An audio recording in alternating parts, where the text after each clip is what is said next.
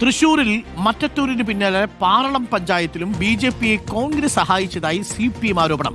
Reporter breaking.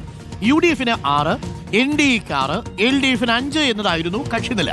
എന്നാൽ president തെരഞ്ഞെടുപ്പ് സമയത്ത് UDF-ന്റെ വനിതാ നേതാവ് വോട്ട് അസാധുവാക്കി. ഇതോടെ ബി.ജെ.പി പാറളം പഞ്ചായത്തിൽ പ്രസിഡന്റ് സ്ഥാനത്തേക്ക് വിജയിച്ചു. വോട്ട് അസാധുവാക്കിയ വനിതാ നേതാവിനെയാണ് ആദ്യം പ്രസിഡന്റായി തീരുമാനിച്ചിരുന്നത്.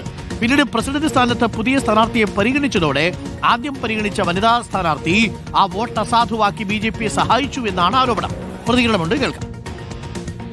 കോൺഗ്രസും ബി.ജെ.പിയും കൂടിയിട്ടുള്ള വർഗീയ കക്ഷികളുടെ ഭരണത്തിന് ഈ പാറളം ഗ്രാമപഞ്ചായത്ത് ഒരിക്കലും കൂട്ടുനിൽക്കില്ല എന്ന് മാത്രമാണ് ഈ അവിശുദ്ധ കൂട്ടുകെട്ടിനെ പരാമർശിക്കാനുള്ളത്.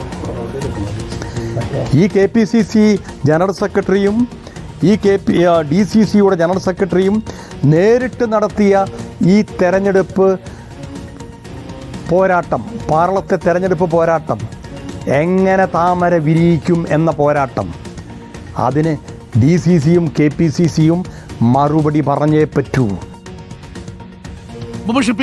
മുബഷീർ, മറ്റത്തൂരിന് പിന്നാലെ ഇപ്പോൾ പാറളത്തും ബി.ജെ.പി UDF സഹായിച്ചു, കോൺഗ്രസ് സഹായിച്ചു എന്നതാണോ CPM-ന്റെ ഒരു വിമർശനം?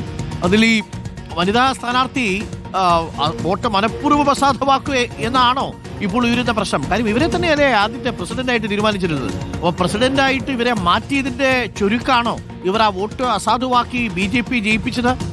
എന്നാലും അത് CPM ഒരു രാഷ്ട്രീയ ആയുധമായി മാറ്റുകയാണോ?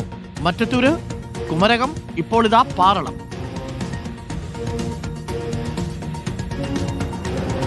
തീർച്ചയായും അരുൺകുമാർ, മറ്റത്തൂരിലെ ആ പ്രതിസന്ധി, ആ ക്ഷീണമൊക്കെ തന്നെ മാറാതെ അത് പ്രതിരോധിക്കാൻ എങ്ങനെ സാധിക്കുമെന്ന ചർച്ചകളൊക്കെ തന്നെ കോൺഗ്രസിൽ നടക്കുന്നതിനിടയിലാണ് ഇപ്പോൾ തൃശ്ശൂർ ജില്ലയിലെ തന്നെ മറ്റൊരു പഞ്ചായത്തിലും, പാറളം പഞ്ചായത്തിലും സമാനമായിട്ടുള്ളൊരു നീക്കം നടന്നതായിട്ടുള്ളൊരു ആരോപണമായിട്ട് ഇപ്പോൾ CPM രംഗത്ത് വരുന്നത്.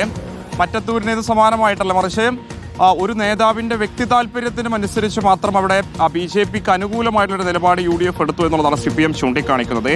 പാറളം പഞ്ചായത്തിൽ മൊത്തം 17 എന്നുള്ളതായിരുന്നു കക്ഷിനില. UDF-ന് 6 സീറ്റ് ലഭിക്കുന്നു, NDA 6 സീറ്റുകൾ വിജയിക്കുന്നുണ്ട്, LDF 5 സീറ്റുകളിലാണ് വിജയിക്കുന്നത്. അതിൽ ആദ്യഘട്ടത്തിൽ UDF-ന്റെ പ്രസിഡന്റ് സ്ഥാനാർത്ഥിയായി തീരുമാനിച്ചിരുന്ന വ്യക്തിയാണ് വോട്ട് അസാധുവാക്കുന്നത്.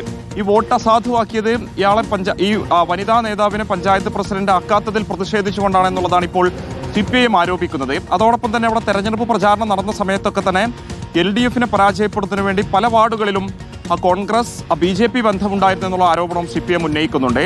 ബി.ജെ.പിയുടെയും കോൺഗ്രസിൻ്റെയൊക്കെ തന്നെ നേതാക്കൾ തമ്മിലുള്ള ഒരു ക്യാമ്പയിൻ തന്നെ അവിടെ അതിനുവേണ്ടി നടത്തിയിരുന്നു.